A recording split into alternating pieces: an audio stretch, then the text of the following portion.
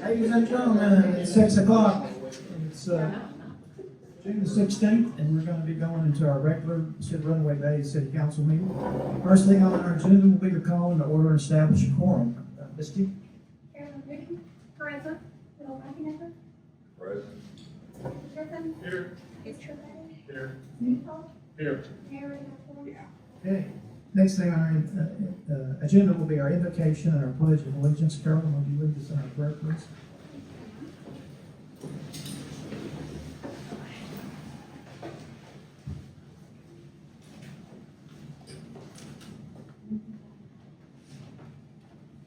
Next thing on our agenda will be our public forum. Do we have any people signed up, Misty? Yes, sir. We have Officer Wanda.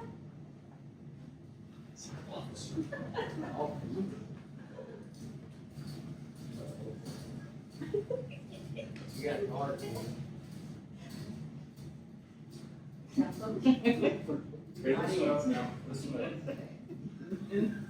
Fireworks have been an integral part of the United States Independence Day celebration. Since the first organized observation in 1777, over time, they have evolved into a symbol of freedom, unity, and national pride. Fireworks on the 4th of July serve as both historical tradition and a living embodiment of American independence. For the past 50 years, Runaway Bay, Texas has been hosting the Freedom Fest events to celebrate our nation, city, and citizens. These events bring people together regardless of their differences or political affiliations. I'm trying to be very serious. For a fun-filled and friendly atmosphere. However, due to current economic challenges, it has been a struggle to sustain this cherished tradition this year. We kindly request your support in preserving and continue this beloved event. We ask you to do that through participation. I said all that to say this. We are doing a new event this year. It's the Freedom Fest Jail. We are selling warrants for arrest. If your kids are bothering you, if your husband's being cranky, we will put them in jail. Literally, they have a jail, okay? So I cannot confirm or deny that there are warrants out for our city council. And in saying that, I do have immunity badges for sale tonight. How much? How much do you have, man? I'm afraid mine's going to be pretty high. It depends on whether I'm going to make more money on warrants for your arrest than I will for your immunity. We will be right outside. If you want an immunity badge or you want to put somebody in jail, we're happy to sell it to you. And this is all going to the fireworks. Okay? And we now will go back to the hospital we came from since we're out on our crazy time.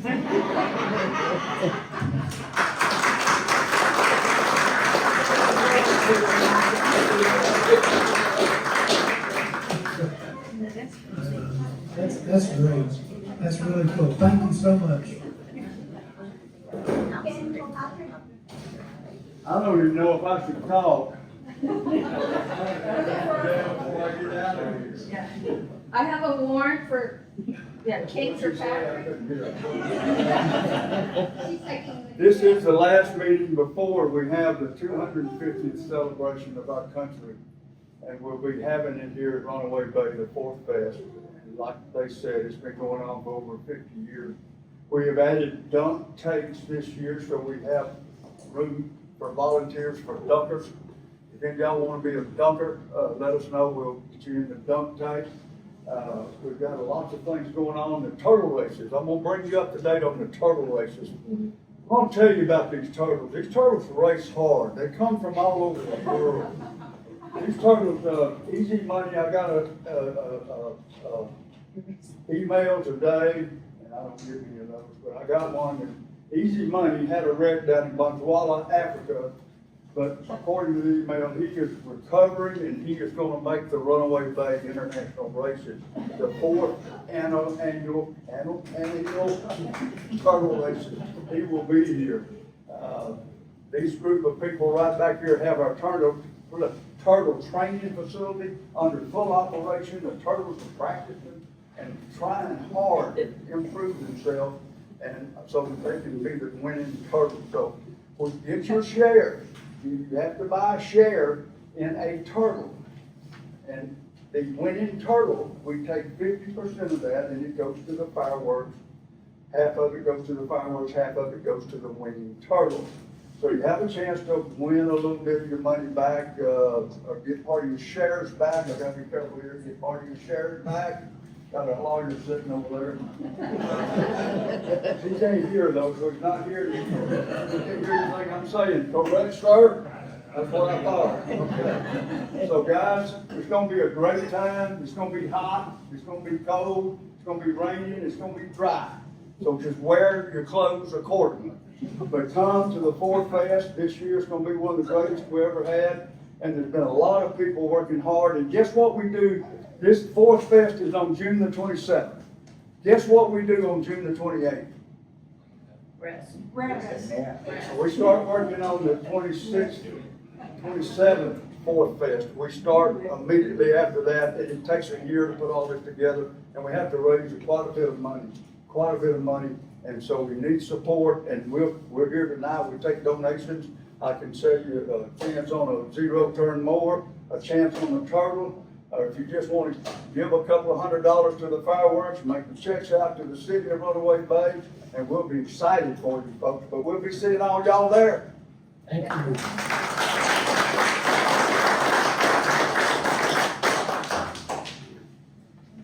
Come on. Okay. Next thing on our agenda is our consent items, and consider and approve the minutes from May the 19th, 2026 regular session.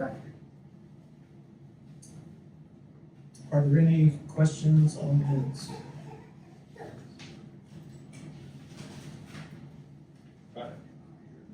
Yeah, Lenny. No, I don't. Steve? I have nothing to say. Carolyn? No, I don't. Richard? Phil? That's it. All right, I need a motion on the floor to approve the minutes. I make a motion that we approve the minutes for May the 19th, 2026, regular session. Have a motion on the floor, do I have a second? I'll second that. Motion on the floor and a second, all in favor say aye. Motion carries unanimous. Consideration and action items. A would be to consider and approve the financial statement prepared by the staff of MW2 Group. The firm will present the audit results, and so I'm going to turn the floor over to you now.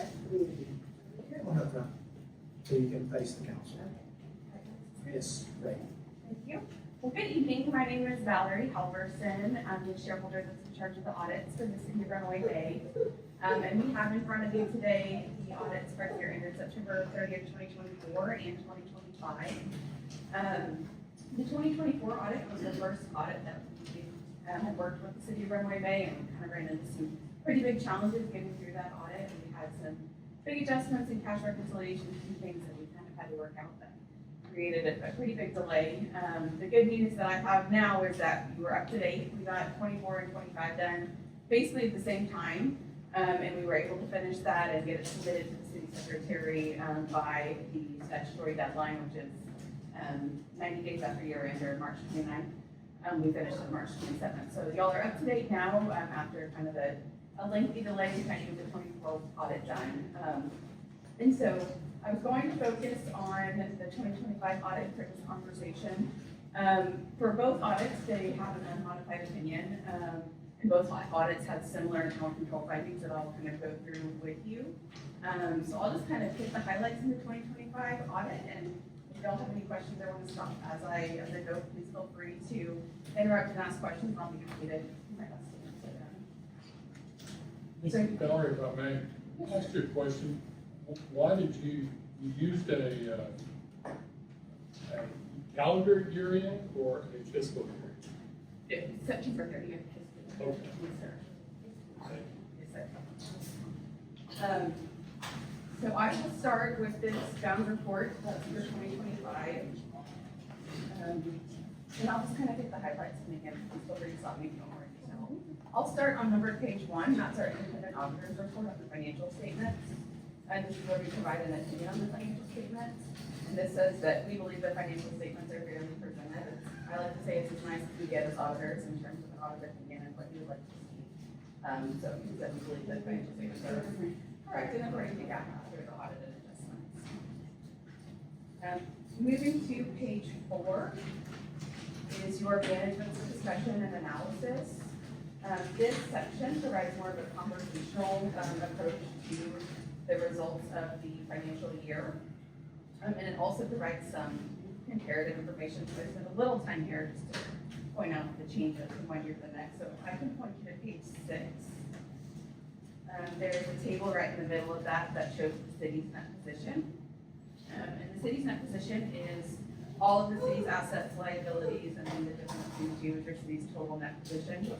And then there's governmental activities, business activities, and the total of that last column. At the end of September 2025, the city as a whole had $7.7 million in net position. So your assets exceeded your liabilities by $7.7 million. That's an increase of about $700,000 from 2024 when it was $6.9 million. And of that, $3.7 million is unrestricted. That's going to be what's available for the city's use going forward. And I'll point that out in a couple of places, but the unrestricted net position for both your governmental and business type activities that will be balanced. So you want to see at least 3 to 6 months of expenses in there, or both are in that list. That looks good from a financial standpoint. Page 7, the next page, shows your changes in that position. So this is your revenues, expenses, and then that increase in that position from one year to the next. The city's total revenues in 2025 are $4.5 million, up from about $4.3 million in 2024. Expenses were $3.7 million, leading to ultimate increase of $820,000. So pretty significant increase for the year. Of that, about $630,000 of that was in your business type activities, which is your water, sewer, and your marina and moving fund. So those are just kind of the 2 comparative schedules on a DNA. It's the only place you have comparative, so I just like to spend a little time there. And then I'll point you all the way to page 11. This starts the city's basic financial statements. Governmental financial statements are a little different, so I'll spend just a bit of time kind of explaining what you're looking at. This on page 11 is your statement of net position. This is the expanded assets, liabilities, and net position. We briefly touched on the summarized version. This includes all of the city's capital assets, long-term debt, and the net position, and it's broken out into those 2 categories: governmental activities, which is your general fund, and business type activities. So that's the expanded version of this is the statement that shows the city as a whole. Page 12 is your statement of activities. So this is your revenues, expenses, and changes in your net position. The format of the statement is a little different, so I'm going to walk you through one line. So if you look at the top of that, it says, like you can see, functions and programs, governmental activities, general government. And that provides first your expenses. So the idea is that we care about where we're using our resources in the governmental. So general government expenses were $435,000 for this 2025 year. The next 3 columns then show what we call program revenues, which are revenues that were derived from that department. So charges for services would be like permits and things that general government activities are charging. Operating grants and capital grants are grants that were received or contributions that were received to support that specific department. And then you come to that next column that shows your net expense. So that is the ultimate cost of running that department. So 435 plus the charges for services and operating grants gets you to the net cost of that of $246,000. Yeah. Yes, sir. And so then the total governmental activities before general revenues are 1.2 million, the net cost of those services. But then you move down into what we call general revenues. So these are revenues of the city that are not tied to any one department. So this is your property tax, your sales tax, just general revenues that are used to kind of fund the city's operations. And that was about 1.4 million in general revenues. So that kind of makes up for the deficit. Which led to your ultimate increase in your net position for governmental activities of $190,000. And that same kind of step follows for the business type activities. So you can see in the business type activities, water and sewer had a profit of $128,000, marina and profit of $120,000. And then you fall down, you see that there were transfers in, that's for debt service, so that's your property, your debt service tax that's collected in the general fund and transferred to water sewer to pay that debt. And then so that ultimate increase in your business type of $613,000. And so those two statements that I just went over are the only place where the city is combined into one big statement. And past that, we move into the fund statements. So page 13 goes into your governmental funds. This is a little bit different. It's only current assets and current liabilities, so you're not gonna see your fixed assets on here, and your long-term debt's not on here. It's just current. It's intended to be a little bit more in line with the budget. The number I like to follow here is your baseline fund balance, your general fund, which is $1,152,000. You want that to be about 3 to 6 months of expenses, and you're over 6 months of expenses, so it's a healthy unassigned fund balance of your general fund, like what you like to see. Page 14, next statement, is showing the reconciliation that gets us from one statement to the next. So we're adding back in fixed assets, taking out debt to get to more from one statement to the next. Page 15 is your revenues and expenditures on that kind of budgetary basis, more closer to a cash basis. Again, what we're watching here is the general fund. That's where a lot of your operations are. And you had an increase in your fund balance of about $82,000. So a positive outcome for the year. Page 16 then is again a reconciliation that gets you from one statement, that kind of budget basis, to the full accrual basis. And then page 17 moves into the proprietary fund. So this is where you're going to see your marina, your water and sewer and marina and mowing, and those are broken out into 2 different columns. Because this is run more like a business, this is on full accrual, so there's no conversion here. It's just a different format and a little more detail. And so that is page 17. And overall, the numbers for business type are the same, it's just a different format from one statement to the next. Page 18 is that statement of revenues, expenses, change of fund balance for your proprietary funds. So again, that breaks it out between water and sewer, marina, and mowing. And then the final page on that is your statement of cash flows, which is only presented for proprietary funds because that is more intended to be presented more like a business. And those are a quick glance at the basic financial statements. And then past that, we get into the notes of the financial statement. So this provides the city's accounting policies, which are in accordance with governmental, generally accepted accounting policies. There were no significant new statements that were implemented during the year. And so this just provides kind of additional detail on the balances within the statements themselves. One thing I'd like to point out, you really probably only see it once a year with the audit, is looking at your pension. I'm going to point you to page 35. So the city participates in the pension with TMRS, and part of that, what we look is called the net pension liability, which is an actuarial estimate of what the city owes for the pension. And so this is how it's calculated on that table at the top of page 35. So there's a total pension liability that's in column A. So that's what the actuarial estimate is for what the Runaway Bay is going to owe for the people that are participating in TMRS. Column B is the fiduciary net position. So those are the assets held at TMRS in the city's name that are intended to be used to pay that liability down, which is $1.2 million. And at the end of this year, and this actually is measured at 12/31/24. So this is the one thing that is at 12/31/24. The city actually had an asset. So the assets held at TMRS to pay TMRS in the future exceed the estimated liability. So at the end of 12/31/24, about $250,000 is an asset position. So we'll see that change. It's going to change as the actuarial estimates change with the market and things, but it's a good position to be in for this measurement here. So we're ahead of our liability. Yes, sir. That's due to investment. Perfect. Mm-hmm. And those are really the kind of the highlights of the notes, although I'd be happy to go into any more detail. It's always kind of tricky to get through this stuff without putting everybody to sleep.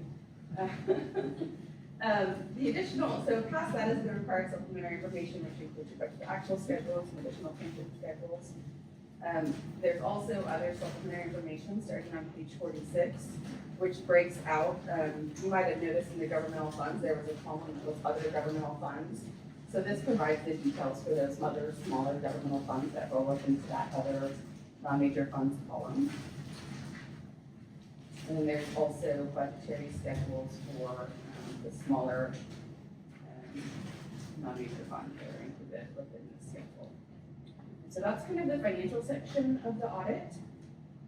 The last section in there is the internal control and compliance audit. And so we perform an audit in accordance with government auditing standards, and part of that requires us to report to you in this format, any internal control deficiencies. Is that page 54? Yes, sir, page 54. Any internal control deficiencies or material weaknesses that we identify in the course of the audit. And we did have a few findings that were reported both for 24 and 25. Of course, we finished these audits at the same time, so it's very difficult to correct anything in between them. So, but there were, I'll just kind of walk you through those. The first finding is on the pooled cash reconciliation and cash postings. So this is not that we identified missing cash, but it's just an accounting of how cash was reported. And there's also, the city utilizes pooled cash, which can be kind of a sensitive thing to reconcile. And if the transactions are reported appropriately, the pooled cash balance gets off from what's in the pooled cash in individual funds. And that was one of the reasons that it took a little while for us to figure out 24, so we could go back in and get those cash and pooled cash accounts reconciled. And that's something that we spent quite a bit of time with Misty, and so I think that obviously this was in 2025, I think she's got a better understanding of it now, but it did take significant time and were some material adjustments to get that cash reconciliation corrected. The second finding is on audit adjustments in general. So in addition to those cash adjustments, we did have material audit adjustments that were required to be posted to get things in accordance with GAAP. And so that is that second finding. Yeah. Apologize for my lingo. That's all right.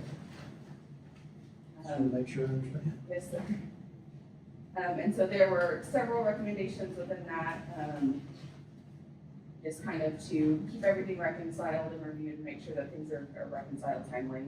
And I know again that Misty's been working on doing that. And then the final finding is on the tracking and accounting for bond proceeds. So in 24, the city issued bonds, and there were some projects that were paid out of those bond funds. We eventually found that because there wasn't a great system to track how those bond funds were used, so it was keep tracking down, but really when you issue bond funds and how that money, it should be kind of very deliberately tracked and easy to report on. Do So you have those specifically? Do you have specifically what they were? I mean, it just took, Misty had to go back and kind of sort through everything to figure out what the bond funds were. So I don't have, I didn't find anything where it was used for inappropriate things.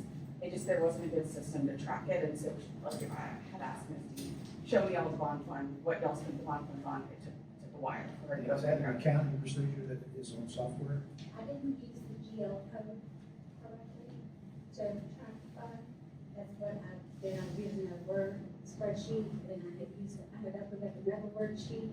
And so that was my issue. I had used two different worksheets, Excel sheets, I should say, instead of doing the GL code. Never did put in the GL code for the bond. That's what I was talking about the other day. That was no problem.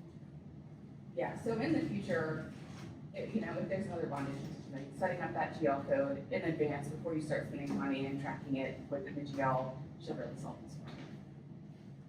That same principles would apply to the grant funds. Yes, sir. Yes, sir. And Anything that each has. grant should be separately Yes, sir. recorded. Yes, sir. Do you have a recommended procedure for doing that? I would recommend that you set up a separate GL code, either in a separate expense account or a separate fund, and make sure that all the specific bond funds are going right to that same, so it's very easy to pull what was spent. That new software program we looked at? Well, we can do it with what we have now, plus with something else too. Have line items too. Yes. And I will be doing that also, when we do our next budget adjustment. I will be doing, adding GL codes to accommodate the funds that we spent with this new, I can't do it until I do a budget adjustment. Right. So, Okay. I don't understand, so I'm just asking a stupid question. Oh, that's I'm gonna ask it. Yes. Okay, we've got 3 different grants at this moment. We got one for $1.7 million, then we were given another one for $1 million to the EPA. So you're saying that we need to have one for that million, 1.7 million, and then another one for the million? Yes, sir. So we're also, we got 7.8, and Steve is, we're trying to get another 8, is that correct? We took $8 million, so we have that one for each one of those. Yes, sir. Just separate them out, all the expenditures. You want to be able to easily pull up exactly what you spent so far. I got a question for you in the accounting procedure. Okay, in the 2.7 with the EPA, a lot of that's gonna overlap because of the cost of things. We just got our estimate for just the 2 lift stations of $1.7 million. And so, and then we're adding other things to it, so as we might get a job, and it might be more than we have in that grant, so we're gonna be utilizing the other grants, so how do we do that? So if you set up a separate grant fund, so it has its own fund, which you can do in the system, then I would put all of your expenses related to that project in that fund, and you would have your grant money, which wouldn't cover all of it, would cover some of it, and then transfer money in from the general fund, or if it's a water sewer project, or whoever's gonna cover that cost. So I would keep the cost of that project all together, with part of it being covered by that grant revenue, and part of it being covered by transfers from another fund. That's what's used to support the rest of the project. That's an interesting question. It does. It answers your question. You'd have to keep it separate, but so the money that is spent on one of the grants is going to be on that grant. When you run out of that money, and you have the authority to transfer the other one, like EPA, then you can transfer that money. And that shows up as a transfer on the EPA fund.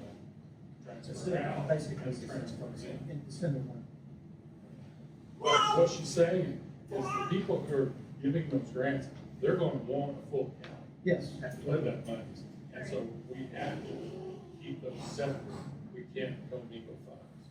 And so you're saying that's right. And so you're saying there are 2 different grants that are paying for one project. They'll be intermingled together. If there's 2 different ones, So- we know that we have to keep an accounting, and we get a bid, we get a contract with it, which we're gonna be approving tonight. And it's X amount of dollars, we pay X amount of dollars, we pay it, and then they get reimbursed for it. And that's will all be in, of course, a separate ledger showing that we're going to get.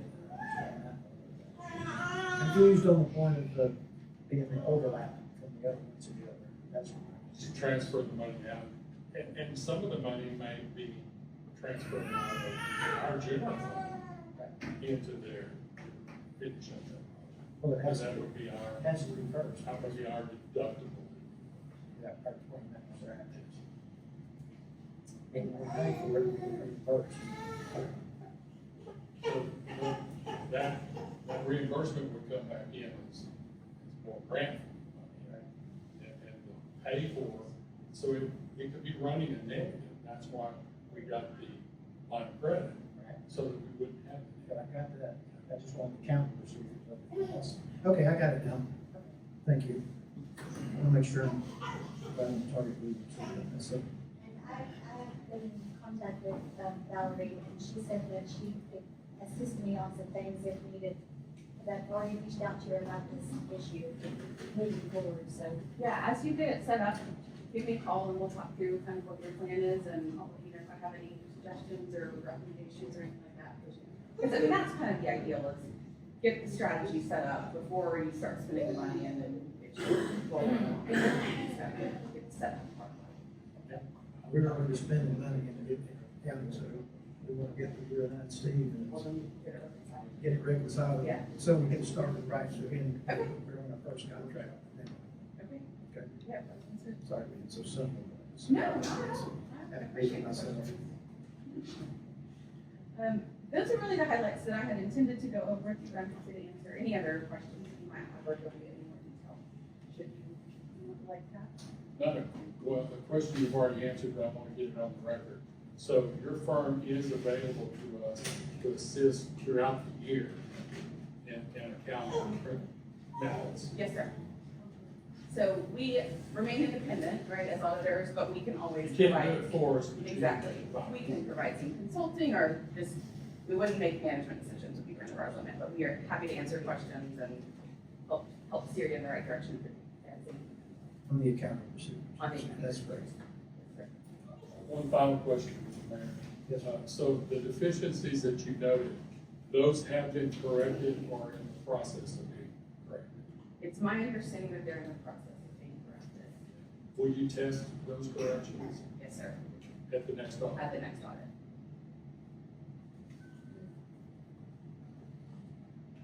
I have no further questions. I only tested it between the years and this year. So we don't have to, at the end of the year, we don't have a surprise.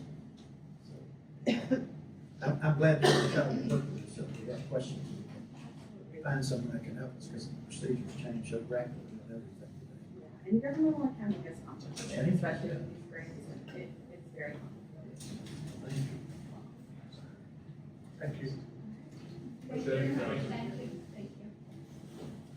Overall, excited about, overall, it's a great audit. I'm really proud of Really good audit. I'm really proud of our staff. Thank everybody, they've done a tremendous job staying within the budget. Working to get everything done that we possibly can, stretching it. Steve, and Roddy, and John Snyder. But, you know, it's very rewarding, very exciting. I'm proud of all of them. Good job.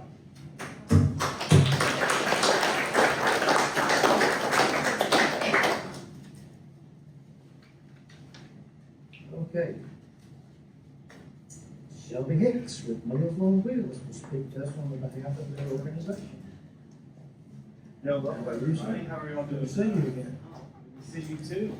Well, I'm Shelby Hicks. I took over as executive director earlier this last year of Meals on Wheels, and I thought this would be a great opportunity to come introduce myself to the city and talk about some of the things that we're doing with the organization and kind of the vision that we're taking and how I think that we can build a better, more robust relationship between the city and our organization. So I had the opportunity to serve on the board for 2 years, and then when this opportunity presented itself, I stepped in as an interim executive director. My day job is that I own a mortgage company and a few other things. I'm an entrepreneur at heart, but I thought this would be a great opportunity to get on the ground level and kind of see how the operation was running and what I could do to help.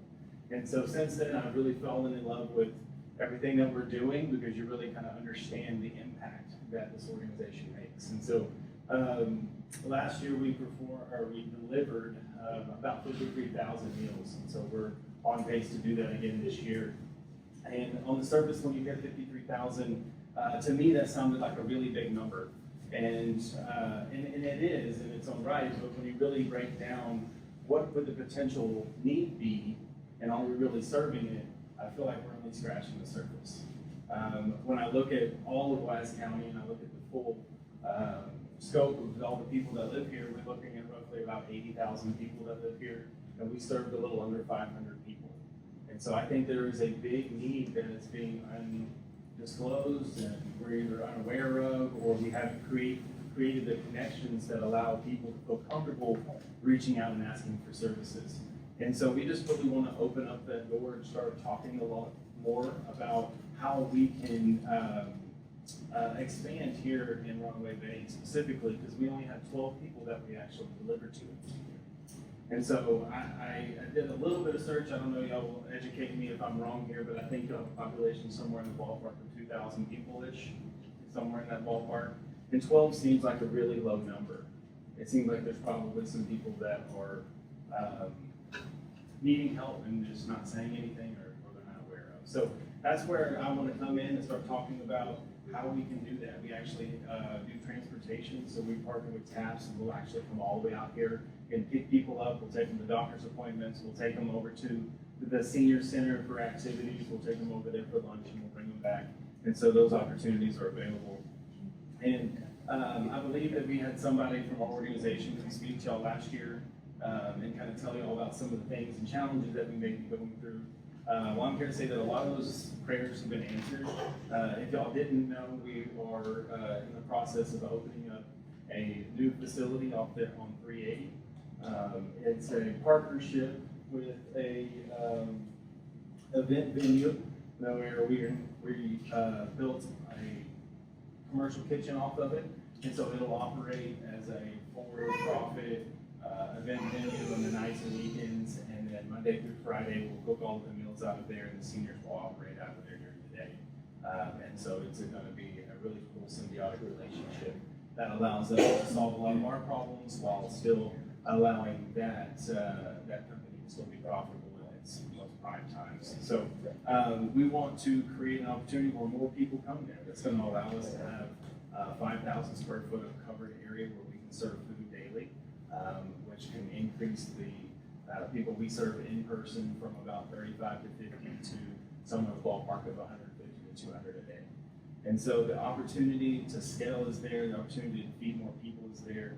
And so we just want to talk about how we can get that word out better and what we can do to partner with you guys to share that and maybe see if there's some more people that we can help and serve.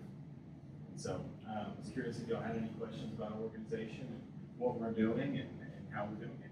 Is that partnership with Dr. Bedell? Yes, sir. He's a good man. He is. Where is that located?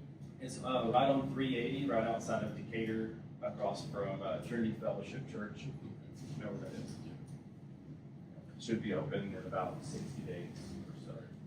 So your priority is trying to get people just information so they know where to go and how to get there? Is that what I'm hearing? Essentially, yeah. I mean, when it started, man, this process for me has been changing, ever changing. First, it was finances to make sure that we can pay for everything and be able to grow with it. And we're not completely wonderful in the finance, but we're doing really well. We're turning in the right direction. We don't have an immediate fear financially. So my next focus is, well, are we doing what we're supposed to do to the best of our ability? And then when you start looking at the numbers, and on the board, I didn't see it this perspective. I saw a big number of 50,000 plus 60,000. I'm like, that's fantastic, that's awesome, which it is.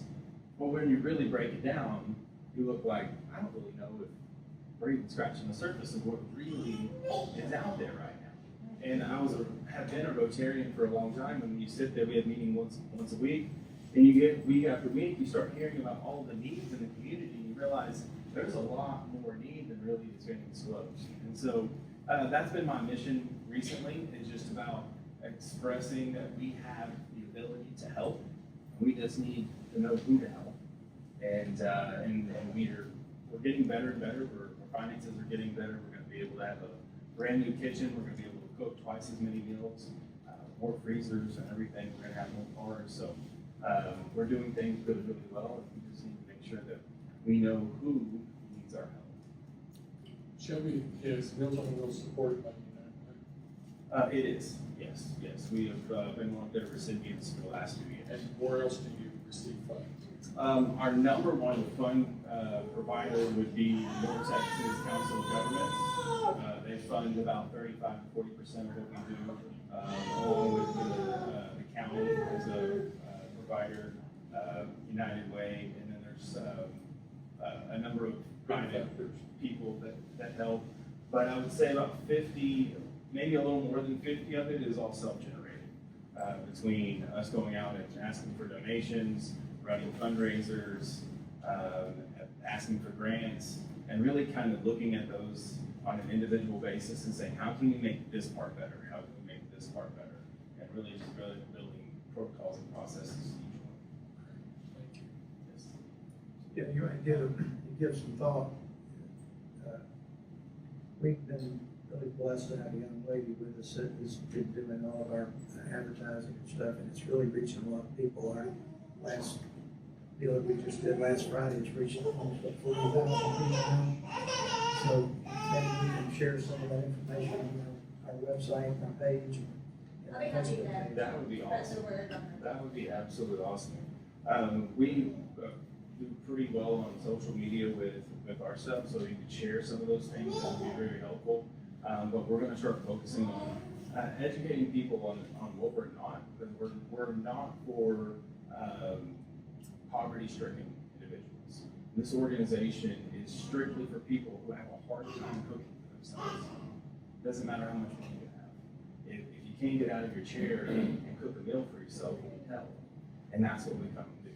And so, and not only that, it's a great thing for the loved ones to know that somebody's gonna knock on the door every day and poke their head in and say, "Are you doing okay today?" Like the peace of mind that provides for loved ones is really hard to work. That's more important than food. A lot of times it really is. You know, and we have worst case scenarios where our drivers show up, and this is when it comes to mind is that one of the gentlemen that we delivered to was had an accident, fell down, was laying out by his car. And so the lady got out to go help him and ran inside to find his wife laying in the floor in her bedroom. And so they had fallen on two different parts of the property, unable to tell each other and unable to call help. And so, you know, it just happens that we were delivering at that time and were the first ones on the scene to call the ambulance and get all that process started for them. So, but, you know, if we weren't delivering, how much longer would it have been before somebody drove by and noticed and stuff? So, Exactly. I think it'd be really beneficial for us to put something out there that hits everybody in our city. absolutely, absolutely. Come up with little things for it, just like you just talked about. Yeah. What your mission statement is. Exactly, absolutely, what we're trying to do, and, you know, just to kind of a note of one of the things that we're gonna do in Bridgeport, we're working through the details of it, is some of the police officers are gonna start delivering meals as one of the part of their community service and things that they're gonna do to get back.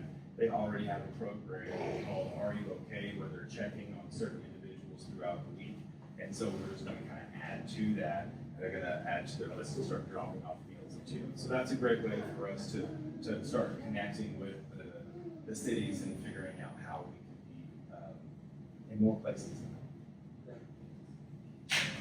Any other questions I can answer for you guys? Just make sure you get Amber's phone number. Yes. Are you I was about to. Yes, ma'am. But thank y'all so much for your time. I'm really grateful. Thank you.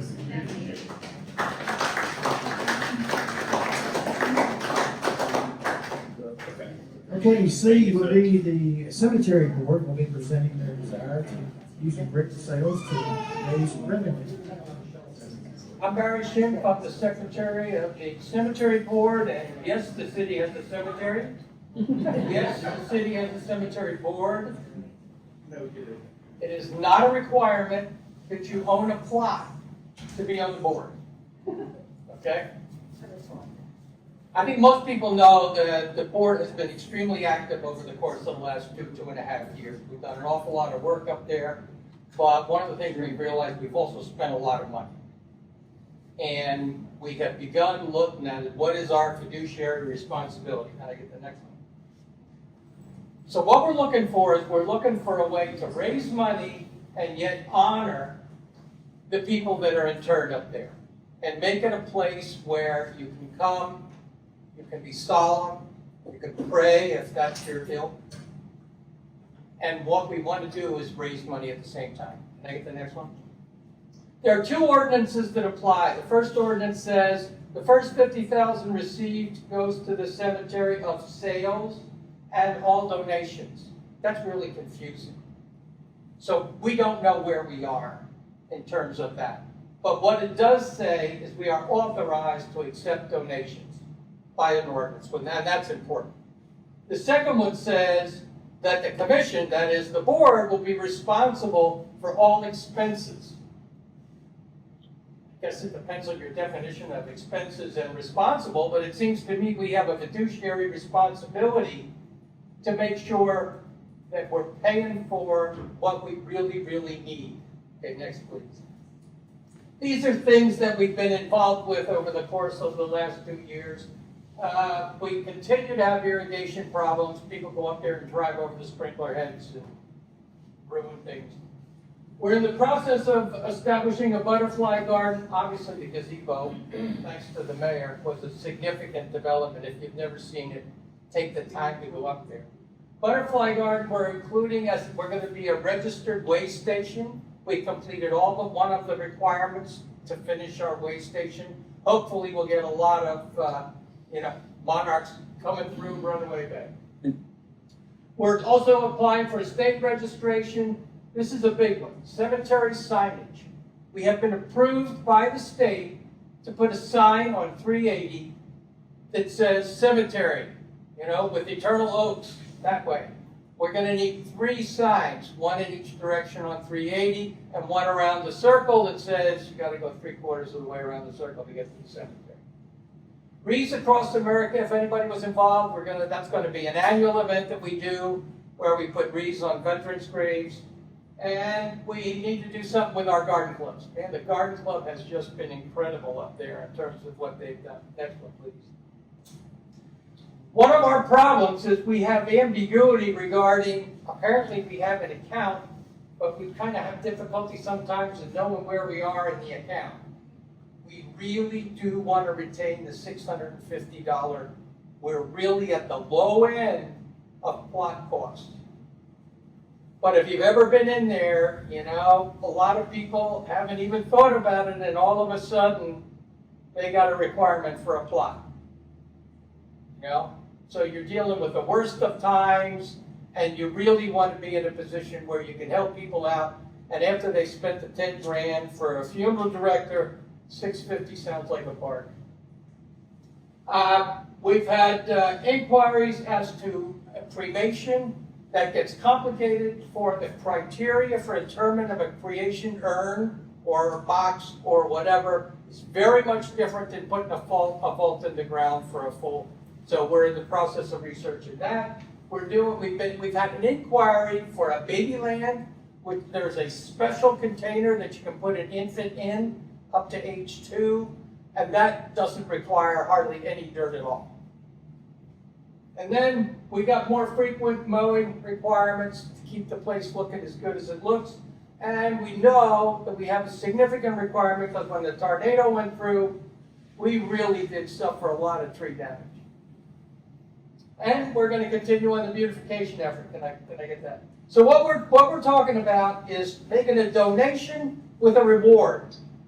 You pay some money and you get a chance to put your name or whatever on a brick. If you've ever been up to the pool, there are like 6 or 7 of them right by the entrance to the pool, and there's another sign down the street a little bit that's got a whole bunch in a broken slab.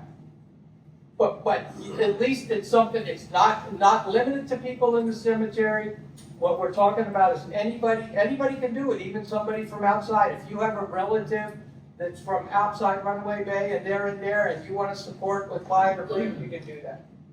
That'll be the next one. The costs are manageable. We buy them for about $20, maybe a little more than that, and we're charging $100 a brick. That's an $80 profit or donation. And we can save shipping costs if we do it with 6, at least 6 at a time. Okay? Gotta get the next one. Forever remembered, forever honored. That's what we're working toward. Now, just to prove my point, before I came up here today, I went to the city's website and I Googled in eternal oaks. Nothing found. So we've got an initiative to try to put together pages where we can put the notification that yes, the city has a cemetery on the website. Somebody can get all the details, including buying a brick. Now, what we'd like the council to do is authorize moving forward. There's still an awful lot of questions that need to be resolved. How do you handle cash? Who's going to do what? But if you give us, if no point doing all that if you're going to say, hey, we don't think you guys ought to do that. So if you say we ought to do that, then we'll put together a group, come and talk to Misty, find out what the requirements are, and then try to move forward. Any questions? Is there?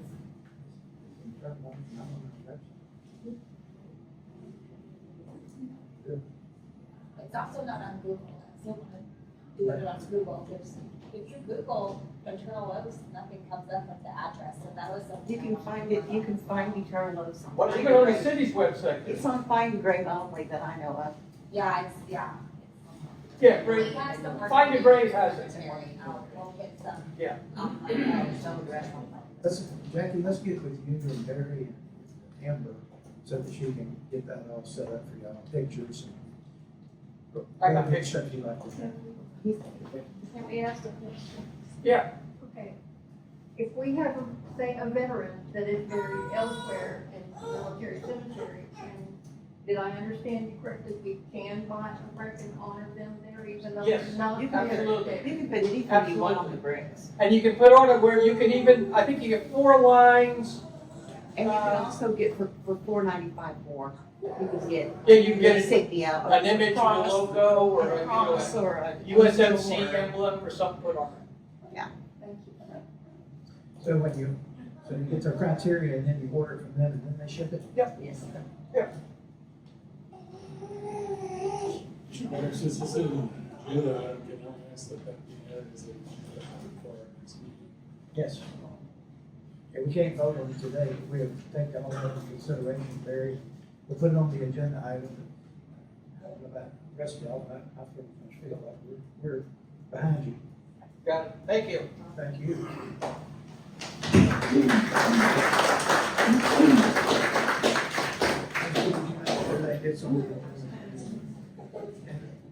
Barry, would you be so kind to specifically write up a scenario of all the details of what you would like to be on there for us to consider and approve? Sure. Thank you. We got a meeting Thursday night, so we'll do it Thursday night and get it to you by Friday. Thank you. You got plenty of time just for next week. But thank you. We don't want you to forget, man. That's a problem. All right.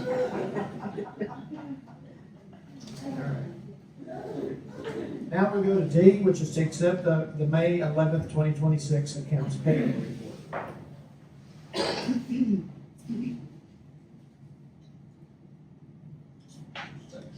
Any questions? I have none. Not at this time. No, sir, I do not, I know there's a lot of payables that were out right now, but one of the things that, and of course, one of the things, the big things here that we'll be doing tonight is this, there's quite a bit of expenses we had, so if you got any questions, we're sure to answer. I need a motion on the floor to approve the payable report. Make a motion that we, set the May 31st, 2026 account payable report. Got a motion on the floor, do I hear a second? Second. Got a motion on the floor and a second, all in favor say aye. Aye. Okay, C will be consider and accept the May 26th financial report.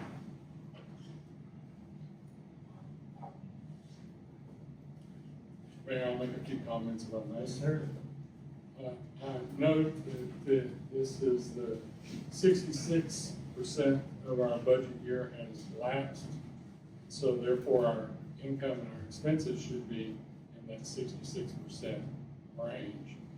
And expenses are okay, but I will note that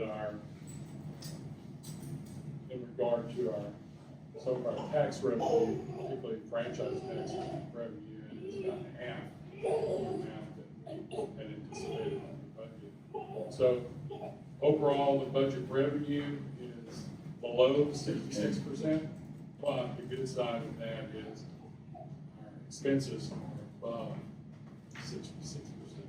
I mean, are also below 66%. So we're good there. Tap fees, we're running 92% of what our budget on our tax fees, which is a good thing. Other than that, I have no other observations on the financial statement. I would make a motion this time that we accept the financial statement. Second. All in favor say aye. And I make a comment on that right now, the way the economy is and nothing being built right now for us to be right there still getting the tap fees and stuff. It's phenomenal. So, especially with the club not being open to people a little bit. The interest rates are high, so we're excited about that. People still want to move to Runaway Bay. It's a great place to live. Okay, F would be to consider and approve the reimbursement of $43,605.49 from the EDC for the city of Runaway Bay church infraction expenses. Well, Mr. Mayor, speak on behalf of the EDC. The EDC agreed to pay or reimburse the city for the cost of the Bay Church infrastructure expenses. That's an approved item that the EDC can pay for. The amount is $43,605.49. That was all paid to outside entities to move that water line, set up the taps, and do all the dirt work that was required for the Bay Church's agreed upon resolution. So I'll make a motion that council approve reimbursement by the EDC of $43,605.49. I'll second that one. We have a motion on the floor and a second. All in favor, raise your hand. Motion carried unanimous. If I may continue, Mr. Mayor. Yes, sir. So the second item is very similar. The EDC approved a reimbursement expense to the city for $6,900. That was used for pothole repairs on the streets. Again, that is an authorized expenditure for the EDC. It's not finished, but it's as much as we could do at the time. There is consideration of maybe looking at more of that. That was pothole repairs. So I'll make a motion that we approve the expenditure or receipt of the money from the EDC for $6,900.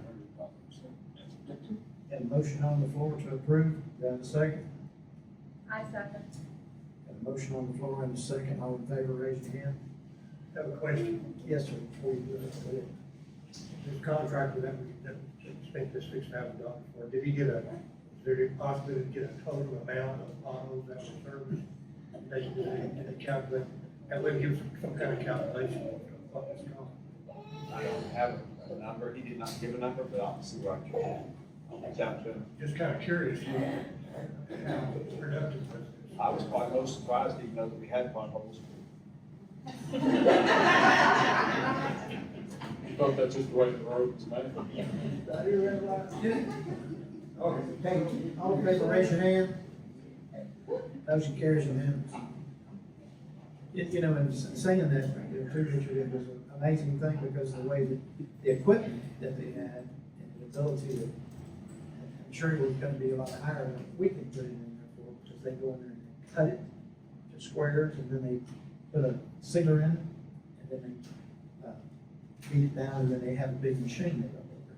So, for what they did for the Going roads. forward, it would be good, we can kind of estimate what our expenses would be, depending on the rate, how potholes we have. Good idea.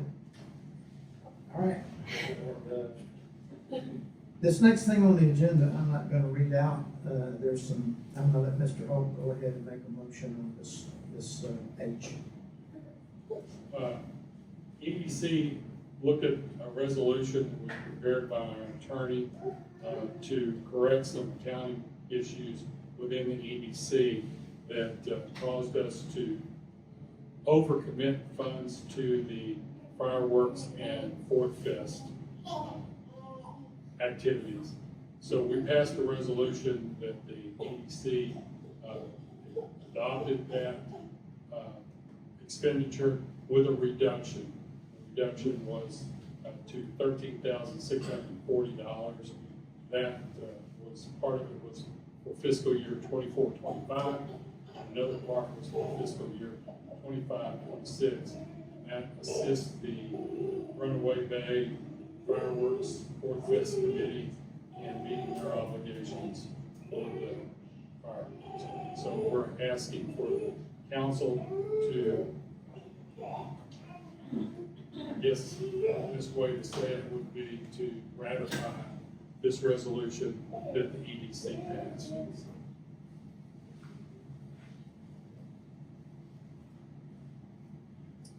what that does is it clears it back up and puts it back into compliance, and this monies will be coming out of the Fourth Fest money back into the EDC, so it will be a movement of back into The overage that was spent.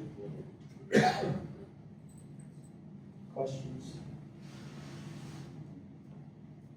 I'll make a motion that we ratify the resolution that was adopted by the EDC on June 9th.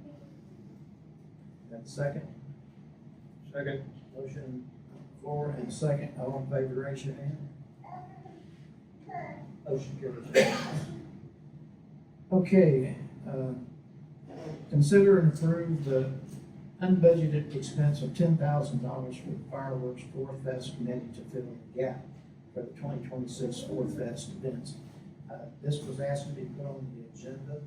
I did see some comments that were all over next door and stuff talking about the city coming up with the money to pay for this for fireworks. The council, myself, would be no way that we could even consider that because of the issues that we would have with the monies that we already are obligated to spend anyway. We think it would be a terrible optics for all the grants and the monies that we have. Not only that, but taxpayers' money needs to be spent specifically in a different way. So I'm gonna let Mr. Hope talk about this one. Mr. Mayor, I'd like to make a motion that we remove item 5I from the agenda and not take that into consideration.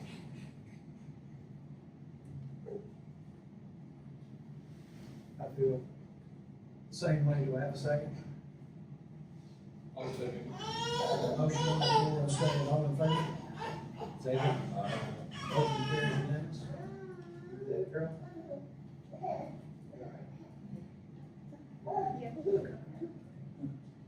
All right.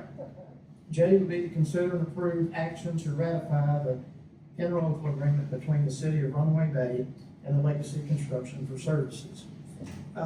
Right before we go into the actual voting on that, would you give a brief? This is a contractual agreement to build our chlorine building.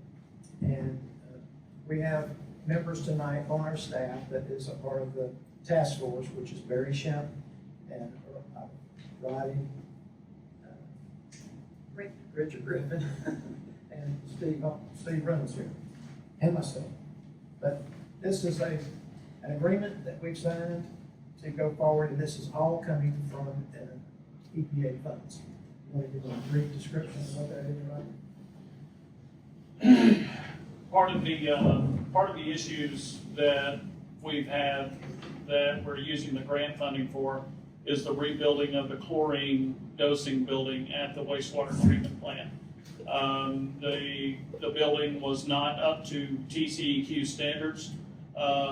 There were pests inside the building, bees, yellow jackets, mice of that nature, that would cause massive destruction to poly lines that hold the chlorine and coming in and out. So we had to get something done on that, and so we have put it out for bid.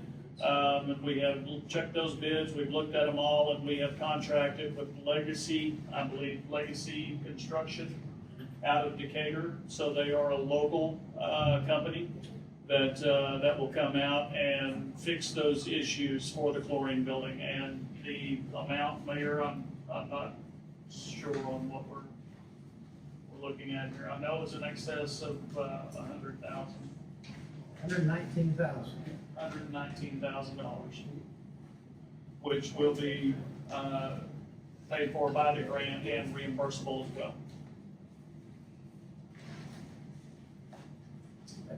We can understand this is the construction of a building, correct? It's a refurbished church. Yes.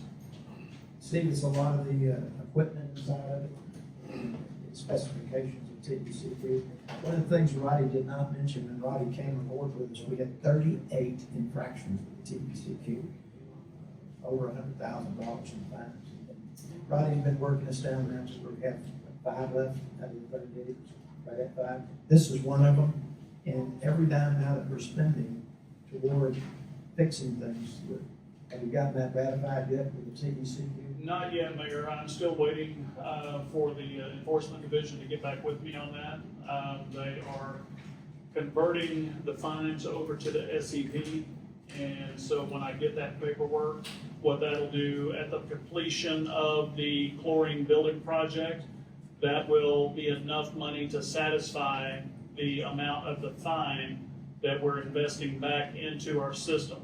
So then at that point, the city will no longer owe that fine. And we will have that as, and then hopefully the enforcement items at that point will go away for the city with the completion of that one project. Got to take care of all the fines left, take care of everything. That'll take care of the enforcement items. Now, we still have, we still have to do the work on the other 5, but as far as the outstanding enforcement items, those will go away. You used an acronym, SEP. It stands for Supplementary Enforcement Project. I think giving Roddy a verbal statement that they're going to be doing it, but you don't have the documentation is from anybody. We've got that in emails that we've shared back and forth. I think I sent some of that. What's the timeline on this one? Is it 60 days? I believe it's 90 days with considerable completion due at 60 days. We rushed this through because TECQ was running down our throats, so this is one of the first projects we started, Steve. What was, excuse me, talking out of order.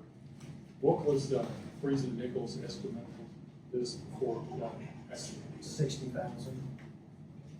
Their estimate was low. Yes, sir. But they have changed their estimate process in big time.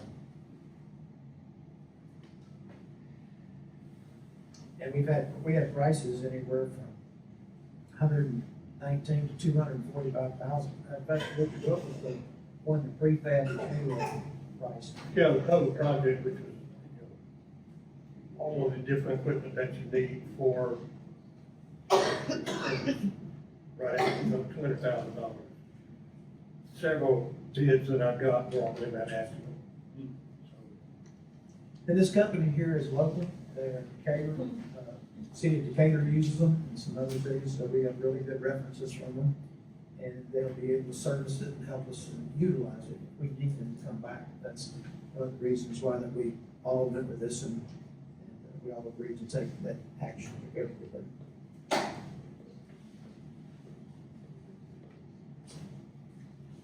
Just so the public knows. We've done our fiduciary responsibility and homework to make sure, and with some recommendations from Freeze and Nichols and some other people that we know in the industry that Roddy knows has recommended it to us too. And they've done work for us already.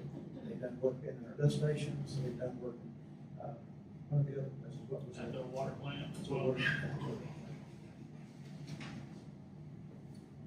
And the work they did was outstanding, it's pricey. Did you ever confirm that Bridgeport had a contract with these people?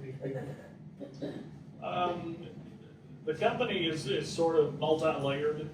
So with Legacy Construction, some of you may know them as Control Specialties. You may have seen their trucks running around town.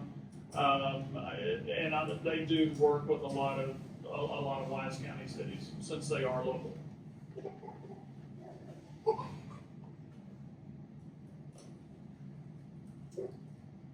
You looking for a motion? Yes, sir. Seem to be the motion guy tonight. I'll make a motion that we accept this interlocal agreement between the city of Runaway Bay and the Legacy Consultant contracting for the services that were before mentioned regarding chlorine. I'll second that. Motion on the floor and a second. All in favor, raise your hand, please. Okay, motion carries unanimous. Thank you very much. Thank you, Ross. All satisfactory with our manager? Dave, good with it?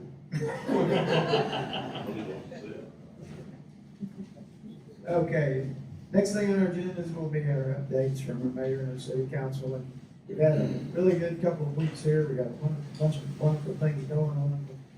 Everybody has been really helpful and exciting, and got a lot of good things going on. So I'm gonna first turn this over to Phil, and you have some updates you'd like to share with the public? About what, sir? Would you like to share some updates with the public here? It's your turn. With parks, at the last meeting, I want to start off with, the fact that just being there, you feel the positive attitude. You've got ideas and actually get after them. That's a good feeling. Actually, I guess they felt sorry for me when I was talking about the Freedom Fest, and actually got a volunteer showed up at the fireworks meeting, which was nice. I think he got a round of applause. But, doing quite a bit down at the, ball field. They're already working on the erosion control. Y'all hear me? I got a big mouth, so. On the erosion control and working with, EDC on, getting some sod. That was approved the last EDC meeting. Has to go through the group here. But, things that they're working on, the beach, ballpark, they're looking at putting a fence on, possibly even having a soccer or football field. It's just, it's a good group of people.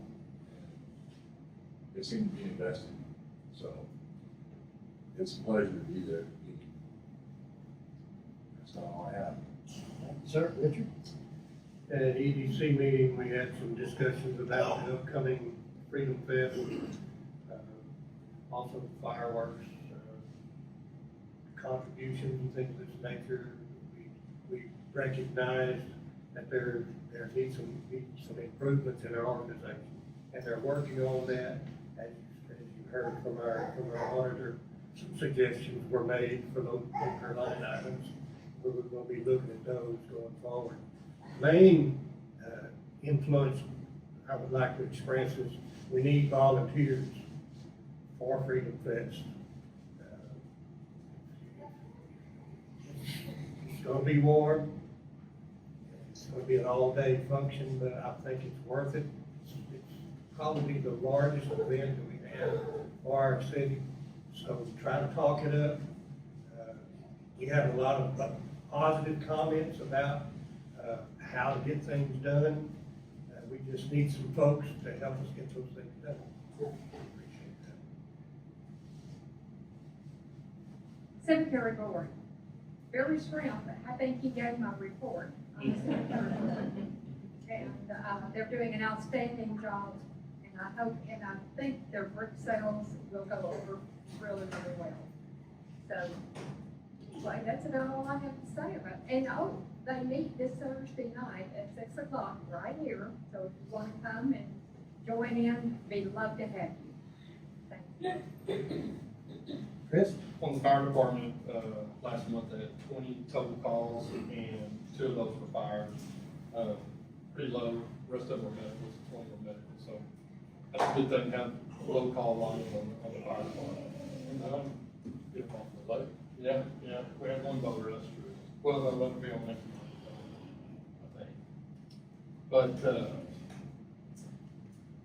we're in need of volunteers, so if you know anybody that's looking to do that, encourage them to come see us. We're getting pretty short-handed. A lot of it, people are busy. It's just hard to get somebody to answer a call at 2 o'clock in the morning or 1:30 during the middle of the day. But all those guys and gals, they do a lot of hard work behind the scenes that nobody sees. And that will be at the Freedom Fest, I'm sure, doing the water thing with the kids and stuff like that kind of stuff. So we will be out there to help volunteer, to help you guys too. So whatever you need, let us know. Other than that, I'll leave I got a question. Can I ask a question? How short are y'all? Have y'all met what y'all need for the fireworks? Are y'all there? We're good. We are good? But we're not real good, but I'm gonna talk about that. I'm talking about it. You sure? No. pass police department over to Chief Reynolds. On the police department side, last month, we wrote 68 citations, 77 warnings. We had 26 assists. Assists consisting of other officers or other agencies. Last week, Officer Lanier and I attended a Crime Stoppers meeting in Decatur. And our purpose for that is we were requesting some assistance to obtain a flock camera.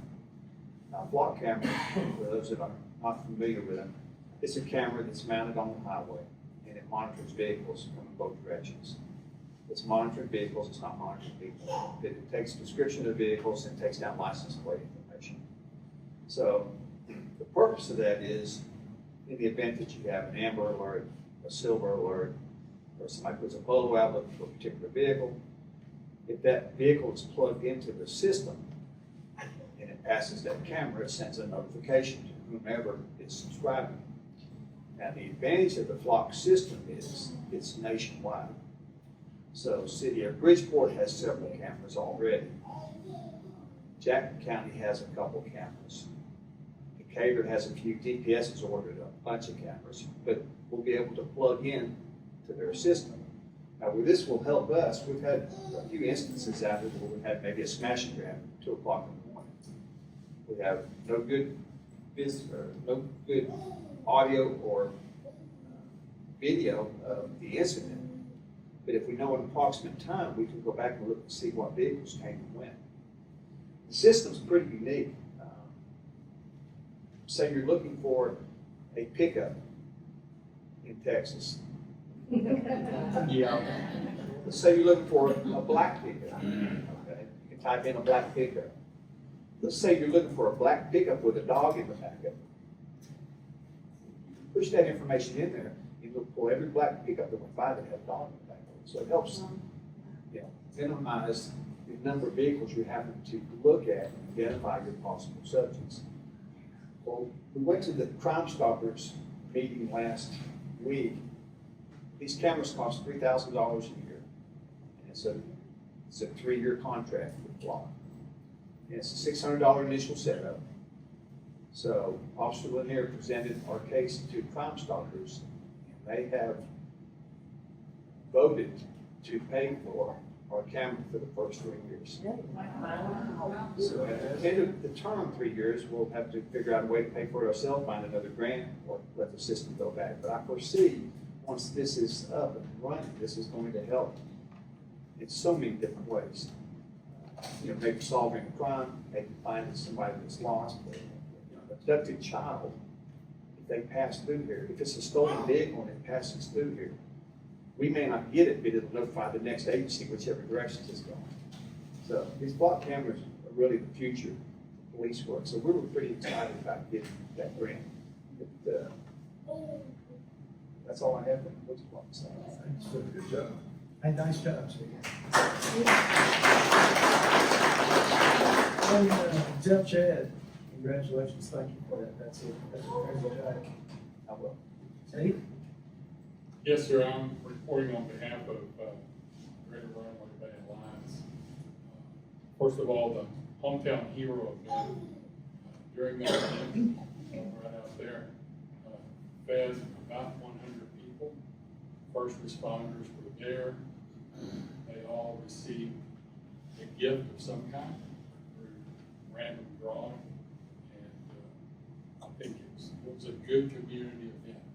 It just brought us all together in a worthwhile endeavor.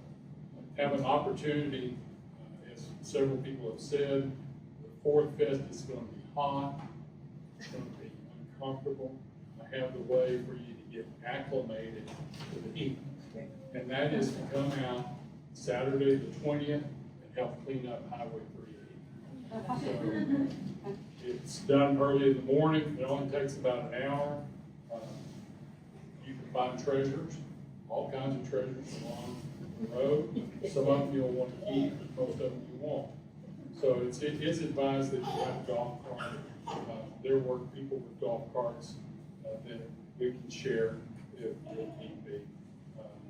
Otherwise, it's a lot of walking. You're one little section of the highway, and it's done. On the 27th is the GRBA's Patriotic Golf Cart Parade, and we started it last year, so the second annual Kids Bike Parade. And that will be a lineup at the Bay Church, parking lot at 4 p.m. Judging will be at 4:30, and the parade will start at 5 o'clock. The route that's going to be posted will be on the next door, it's posted here, will be posted at City Hall, so you can find out there. There was a request made of don't put balloons on your golf cart. They don't survive very well in the heat and the air. So be sure to attend the Freedom Fest. There'll be a lot of food trucks, vendors, as has already been mentioned, dunking booth, jail as a fundraiser, fire department, water cannon, turtle races. It'll be a big event, so show up and participate. That is on the 27th. Always do it Saturday before the 4th. So that's the 27th. Mr. Mayor, that is my report. Thank you, sir. I knew a lot of people didn't get an opportunity to come the other night to the dedication of the bridge to the Runaway Bay veterans. And what I did is tonight, if y'all would like to, I know Kathy, you didn't have an opportunity to see this, and if y'all would, if you'd like to scoot around here, I brought it up here where people can actually watch it, that weren't able to get there the other night. Steve got it prepared. It's I think Jackie and Barry and all got an opportunity to listen to the veterans. And go ahead, Steve, would you play it for everybody? Everybody can come up here and take it this way. We're gonna have a brief conversation. I want to thank everybody for being here today. Very exciting to Runaway Bay and all the other things that's been being together during this last year. This bridge here has been in the making for quite some time. There's a lot of components and things that went into that to be able to make it possible. We'll be discussing that in just a few moments. But before we get started, I'm going to ask Steve Holt, please say a moment of prayer. So y'all bow your heads. Pray with me. Father God, we're so blessed to be able to be here today and have this great turnout for this very special opening of this memorial bridge that we're about to cover. We thank you for all the blessings that you've poured out over Runaway Bay throughout time. And today is special. Thank you for those who came forward, saw the need, and took care of the need to build this bridge. We ask that you will continue to bless generations after generations. We pray these things through our God, our Jesus. Amen. I'm going to ask all the veterans to please lead us into the pledge of allegiance. I pledge allegiance to the flag of the United States of America and to the republic for which it stands, one nation, under God, indivisible, with liberty and justice for all.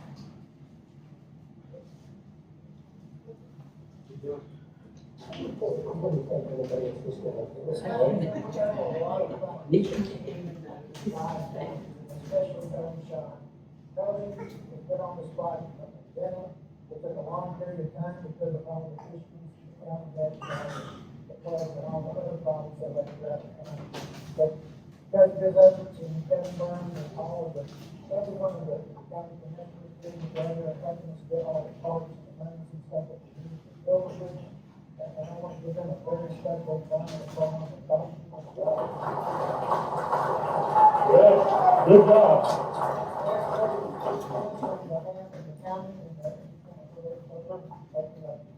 So, I'm Colby Shaw, your county commissioner. If you don't know me, love to meet you after this. It's a great day, like Greg said, it's a great day to be here in the city of Runaway Bay.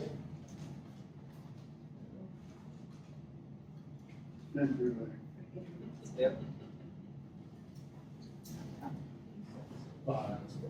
Prayers for answer.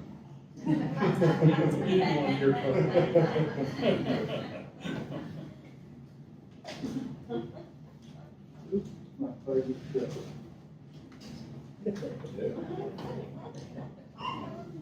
Wheels on the bus.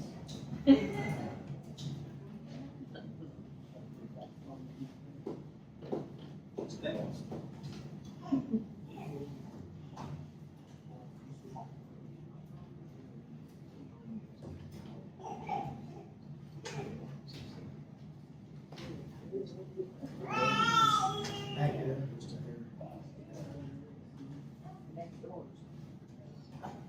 Colby Shaw, the county commissioners, don't know me, love to meet you after this. It's a great day, like Greg said, it's a great day to be here in the city of Runaway Bay. Still. Smith. Down too forward, forward. Towards the end. It's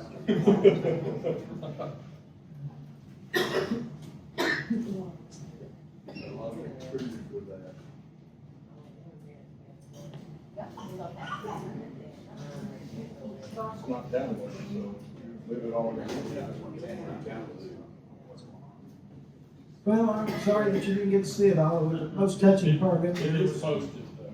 Yeah, it's posted. Yeah, I've The seen most touching part in it is watching and listening to the veterans and getting to see them and acknowledge them. You know, the biggest thing about this is our 250th year of our country. And everybody who has died and supported us and fought for us, we have these freedoms.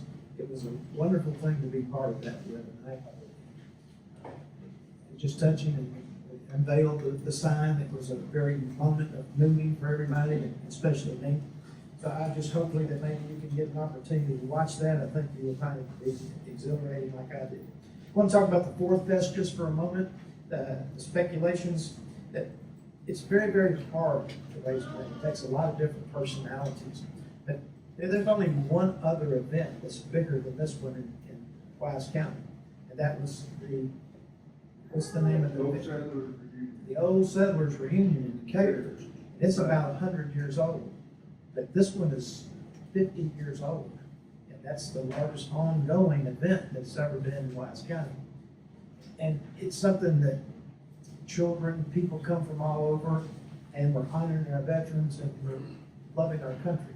And it's not an easy task to put on. And all these people that are volunteers that are helping do this is Ken and David and everybody here. And I want to compliment Rhonda and what she's putting together as an opportunity to get all this information put together. And it's what's the name of your, I'm really losing for words tonight, but you put together an accounting and a ledger sheet that shows all the different donations where they Expense came. and revenue.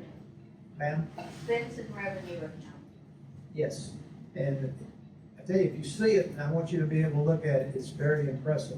Then you'll get to know how hard these people have worked and how many tickets that has been sold everywhere and the donations that have come through.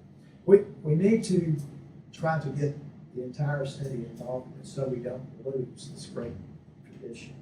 Yes, we have a Forest Fest, and it's getting better and better, and more children become more involved. And it's our fiduciary responsibility to educate our kids and our children, get them to love America, get them to love God, get them to protect our country that forefathers, people in here that have fought for. And we've got to get them involved and let them see the love and appreciation. And the only way we can do that is to go out here and to try to recruit a lot of the different other citizens to become part of that. And tonight, I would like to we're working on developing a presentation through our Facebook page and also in our website to solicit people. And we got to come up, and I need some of your ideas on how to approach people. If they only gave $20 toward this a piece, it would fund the whole fireworks show. I think it costs $25,000 now. Ken, what's the total price? $25,000. Good round figure, plus or minus. And that's just for the fireworks, and that doesn't include all the bunk houses and all that stuff. Thank God that they are on target to pay that this year. They might have a little bit of a good start next year, but it's very expensive and it's a lot of hard work. So I just want to give them a wonderful applause for keeping that tradition going. I fully appreciate it.